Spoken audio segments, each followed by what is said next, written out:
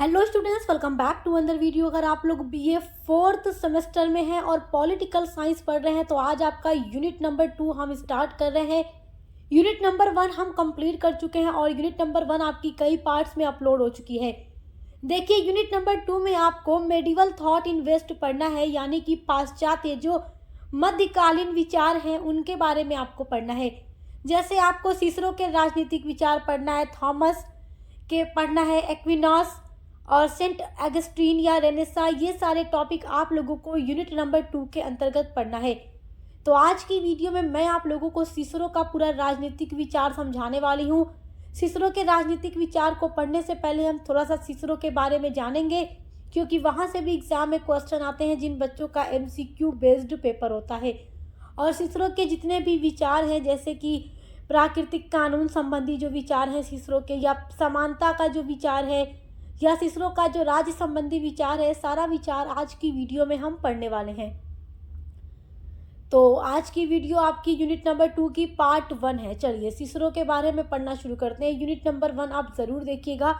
हमने सबके बारे में पढ़ लिया है, सुकरात के बारे में पढ़ लिया है, प्लेटो के बारे में, अरिस्टोटल के बारे में, सुकरात के पहले के जो चिंतन है उनके बारे में सब हमने यूनिट नंबर 1 में समझ लिया है।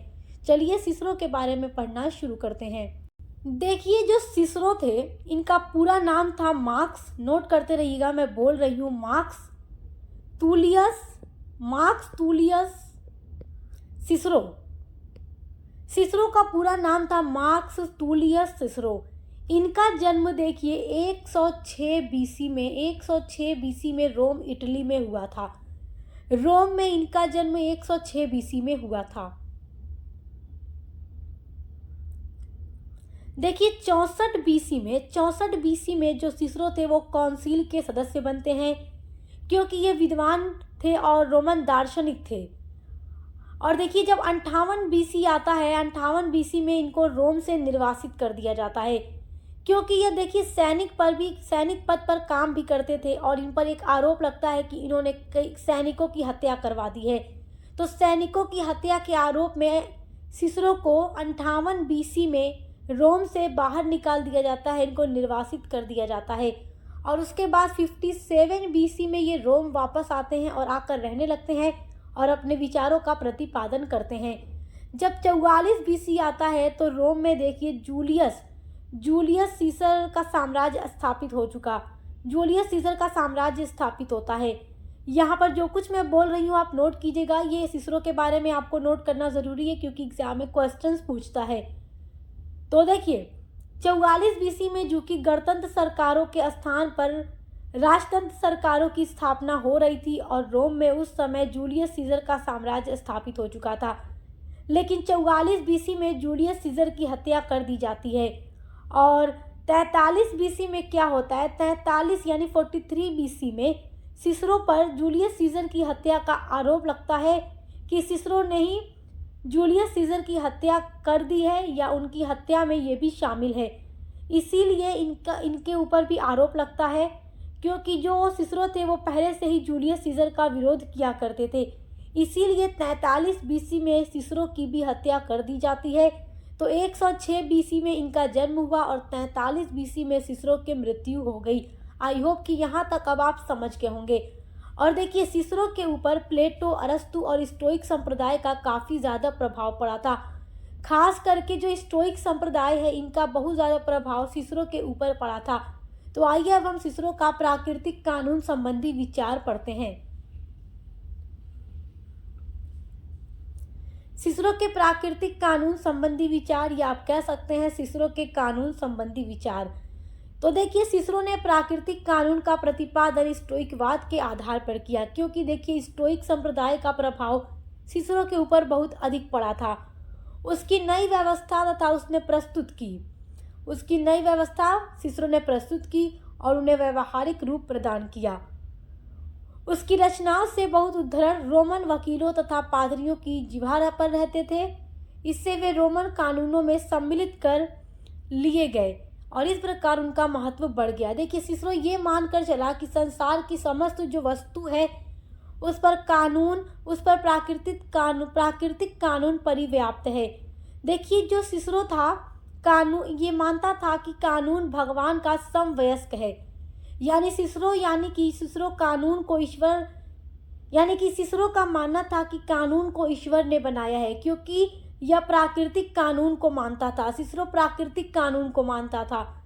सिसरो का मानना था कि जो संपूर्ण विश्व है इसमें ईश्वर का कानून चल रहा है और उस कानून का मनुष्य अपनी शुद्ध बुद्धि के द्वारा ही समझ सकता है। यानी कि पूरे विश्व में जो कानून चल रहा है वो ईश्वर का ही कानून चल रहा है और उस कानून को मनुष्य अपनी शुद्ध बुद्धि के माध्यम से ही समझ सकता है।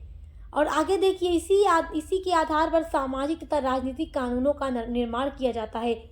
यानी कि सिसरो का मानना था कि पूरे विश्व में जो कानून चल रहा है वो ईश्वर के द्वारा बनाया गया कानून है और ईश्वर का ही कानून चल रहा है और ईश्वर के द्वारा बनाए गए कानून के आधार पर ही सामाजिक और राजनीतिक कानूनों का भी निर्माण किया जाता है। जो कानून इस कानून से मेल नहीं खाते वे कानून नहीं कहे जा सकते। सिसरो का कहना था कि जो कानून ईश्वर के द्वारा बनाया गया है और जो ईश्वर का कानून इस देश में, इस दुनिया में चल रहा है, अगर इंसानों के द्वारा बनाया गया कानून उस कानून से मेल नहीं खाता तो उसको हम कानून नहीं कह सकते और व्यक्ति को चाहिए कि वो उस कानून को ना माने। सिसरो के अनुसार देखिए, प्राकृतिक कानून संसार के सभी पदार्थों, अस्थावर, जंगम, विवेकी और अविवेकी सभी में लागू होता है। ये कानून जो है सार्वभौमिक है और अपरिवर्तनशील है और शाश्वत है। सिसरो का मानना था कि जो कानून है वो प्राकृतिक है, ईश्वर के द्वारा बनाया गया है और पूरे विश्व पर ईश्वर का ही प्राकृतिक कानून चलता है और मनुष्यों को प्राकृतिक कानून को ही मानना चाहिए, क्योंकि ये सार्वभौमिक है, अपरिवर्तनशील है, इसको बदला नहीं जा सकता, ये सदैव सदैव यही रहता है, ये शाश्वत है। ये प्राकृतिक कानून अपनी आज्ञाओं द्वारा उचित कार्यों का संपादन कर पाते हैं और अनुचित कार्यों को करने से रोकते हैं, क्योंकि जो कानून है प्राकृतिक है, प्रकृति के द्वारा बनाया गया है, ईश्वर के द्वारा बनाया गया है और ये जो कानून है शाश्वत है, अपरिवर्तनशील है और अगर इसको मतलब इस कानून का पालन करके अगर कोई काम किया जाए तो वो कार्य अच्छे से होता है और ये जो कानून है अनुचित कार्यों को करने से रोकता है, गलत कामों को करने से रोकता है। तो ये है सिसरो का प्राकृतिक कानून संबंधी विचार कि जो पूरा कानून है वो प्राकृतिक है और सिसरो का मानना है कि संपूर्ण विश्व पर ईश्वर का कानून चलता है जो अपरिवर्तनशील है, जो शाश्वत है और ये कानून अनुचित यानी गलत कामों को करने से रोकता है और व्यक्ति प्राकृतिक कानून को मनुष्य जो है अपनी शुद्ध बुद्धि के द्वारा ही समझ सकता है। तो आई होप कि आप सिसरो के प्राकृतिक कानून संबंधी विचार समझ गए होंगे। आइए अब सिसरो के समानता संबंधी विचार पढ़ते हैं। आइए अब पढ़ते हैं सिसरो का समानता का विचार कि सिसरो ने समानता पर अपने क्या विचार दिए हैं। तो ये प्राकृतिक समानता का विचार है। देखिए, सिसरो के अनुसार मनुष्य जो है प्राकृतिक रूप से समान है, यानी कि प्रकृति के द्वारा मनुष्यों को समान बनाया गया है। प्रकृति के द्वारा मनुष्यों में कोई भेदभाव नहीं किया गया है। अर्जित वस्तुओं में असमानता हो सकती है, जैसे संपत्ति या विद्या जो होती है, व्यक्ति जो कमा सकता है, जो अर्जित वस्तुएं हैं उसमें असमानता मनुष्यों में हो सकती है। कोई अमीर, कोई गरीब, कोई ज़्यादा पढ़ा लिखा, कोई थोड़ा कम, इस तरीके से व्यक्तियों में असमानताएं हो सकती हैं, मगर मनुष्य जो है प्राकृतिक रूप से समान है। इस पर असमानता के होने पर भी उनके अधिकार समान होते हैं, यानी कि जो अर्जित वस्तुएं हैं अगर वो असमान है, जैसे संपत्ति, विद्या, ये सारी चीज़ें असमान है मनुष्यों में, तो उनके असमान होने के बावजूद भी अधिकार समान होते हैं, क्योंकि वे सभी मानव प्राणी हैं। क्योंकि जो सभी मानव हैं वो प्राणी हैं। मानव में सभी जगह समानता पाई जाती है, क्योंकि बुद्धि सब में समान रूप से रहती है। प्रकृति ने हर मनुष्य को बुद्धि दी है। सभी मनुष्य समान रूप से बुद्धिमान भले ही ना हो, किंतु विद्वान बनने की शक्ति सब में होती है, क्योंकि प्रकृति ने सभी व्यक्तियों को बुद्धि दी है। हर व्यक्ति भले समान रूप से बुद्धिमान न हो, लेकिन चाहे अगर तो वो विद्वान बन सकता है। विद्वान बनने की शक्ति सभी मनुष्यों में समान रूप से रहती है। प्रत्येक व्यक्ति अपने गुणों को अपनाकर आदर्श बन सकता है, ये सिसरो का मानना है। प्रकृति सबको समान रूप से बुद्धि प्रदान करती है, इसी को वास्तविक कानून इन्होंने कहा है। हमें यह बताती है कि कौन से काम करने चाहिए, कौन से नहीं, यानी बुद्धि जो है वो बताती है हमें कौन से काम करने चाहिए और कौन से काम नहीं करने चाहिए। देखिए, सिसरो का ये जो प्राकृतिक समानता का विचार है, इसमें सिसरो का कहना है कि सभी व्यक्ति जो है प्रकृति की संतान है, जब प्रकृति ने व्यक्तियों में भेदभाव नहीं किया, सभी को बराबर बनाया है, सभी को बराबर बुद्धि दी है, तो मनुष्यों के बीच भेदभाव क्यों किया जाए। सिसरो का मानना है कि असमानता मनुष्य के द्वारा बनाई गई है। असमानता जो है मनुष्य जनित है, मनुष्यों के द्वारा बनाई गई है, क्योंकि प्रकृति जो है वो मनुष्यों में भेदभाव नहीं करती। प्रकृति जनित जो असमानताएं हैं विश्व में, वो प्रकृति जनित नहीं है। प्रकृति ने मनुष्यों को समान पैदा किया है, हर मनुष्य समान है और सभी को समान बुद्धि दी है। हर व्यक्ति अपनी बुद्धि का प्रयोग करके आदर्श बन सकता है, अच्छे गुणों को अपना कर आदर्श बन सकता है, विद्वान बन सकता है। हर व्यक्ति जो है बराबर है। और ये सारे जो विचार हैं सिसरो के, वो स्टोइक संप्रदाय से ही प्रभावित हैं। देखिए, कार्लाइल ने इसे प्राचीन तथा अर्वाचीन आदर्श के बीच विभाजन रेखा बताया है। आगे कार्लाइल यह भी कहता है कि पहले अरस्तु ने और बाद में इसी के विपरीत सिसरो ने समानता का सिद्धांत प्रतिपादित किया। यानी कि पहले अरस्तु ने समानता का विचार प्रतिपादित किया, उसके बाद सिसरो ने किया। यह राजनीति दर्शन के इतिहास में क्रांतिकारी घटना है। अरस्तु ने असमानता को प्राकृतिक बताया, लेकिन सिसरो ने समानता को एक तथ्य नहीं बताया, बल्कि यह कहा कि यह नैतिक दृष्टिकोण से आवश्यक है।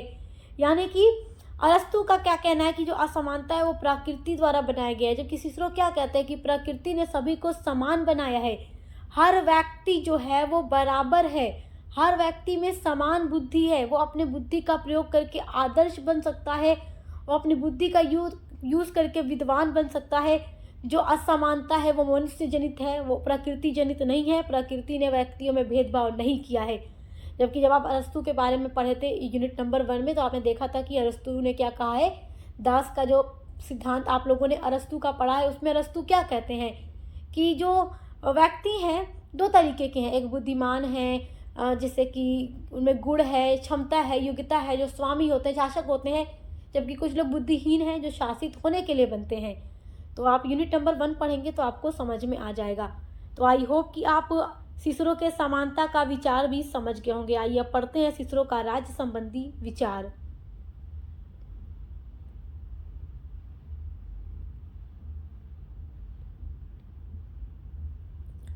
सिसरो के राज्य संबंधी विचार आइए देखते हैं। देखिए, सिसरो ने राज्य को कॉमनवेल्थ बताया है। नोट कीजिए, ये पॉइंट नोट कीजिए। सिसरो ने राज्य को कॉमनवेल्थ बताया है। सिसरो का कहना है कि राज्य सभी लोगों की सामूहिक संपत्ति है। सिसरो बताते हैं कि मानव जीवन के विकास का राज्य क्रमिक सोपान है। यह प्राकृतिक है, आकस्मिक रूप से इसकी उत्पत्ति नहीं हुई। इसे मनुष्यों का जमघट नहीं कहा जा सकता, यह तो स्वाभाविक संवेदना का फल है। राज्य के रूप में मनुष्यों का संगठन मनुष्य जाति का सर्वोच्च प्रयास है। यानी कि जो राज्य देख रहे हैं हम, राज्य का जो संगठन देख रहे हैं, वो मनुष्य जाति का प्रयास है। मनुष्य ने अपनी आवश्यकताओं की पूर्ति के लिए राज्य का निर्माण किया। सिसरो जो है अरस्तु और प्लेटो की तरह राज्य को प्राकृतिक नहीं मानते, ये राज्य को क्रमिक मानते हैं। इनका मानना है, सिसरो का मानना है कि व्यक्तियों ने अपनी आवश्यकताओं की पूर्ति के लिए राज्य का निर्माण किया। मनुष्य श्रेष्ठता की प्राप्ति नहीं करता है, मनुष्य प्राकृतिक रूप से सामाजिक है। सिसरो का कहना है कि जो मनुष्य सामाजिक रूप से क्या है, प्राकृतिक है। मानव का विकास होना परिवार से आरंभ होता है और परिवार का ही उच्च रूप राज्य होता है। इस प्रकार हम देखते हैं कि सिसरो के अनुसार राज्य जो है प्राकृतिक है। राजतंत्र का कैसा भी रूप हो, विधान कैसा भी हो, न्याय व्यवस्था कैसी भी हो, सभी अवस्थाओं में राज्य जो है आवश्यक होता है। तो आई होप कि आप सिसरो के राज्य संबंधी विचार भी बहुत अच्छे से समझ गए होंगे। तो आज की वीडियो के माध्यम से मैंने आपको सिसरो के बारे में और सिसरो के जो कानून संबंधी विचार हैं, समानता संबंधी विचार हैं, सिसरो के राज्य संबंधी विचार हैं, उनको बहुत अच्छे से पढ़ा दिया है। तो इसी तरीके से आपकी एक सीक्वेंस में यूनिट्स अपलोड हो रही है और एग्जाम में कैसे क्वेश्चंस आएंगे सब कुछ हम आपको बता देंगे। एग्जाम से पहले मॉडल पेपर अपलोड कर देंगे।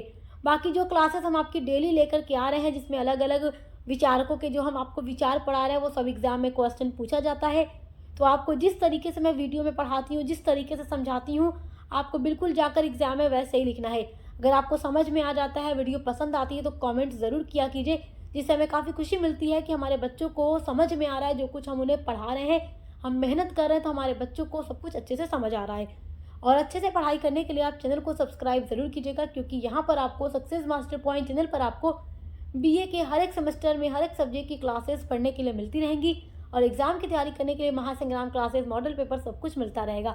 अच्छे से पढ़ाई करते रहिए। Best of luck. मिलते हैं अगली वीडियो के साथ।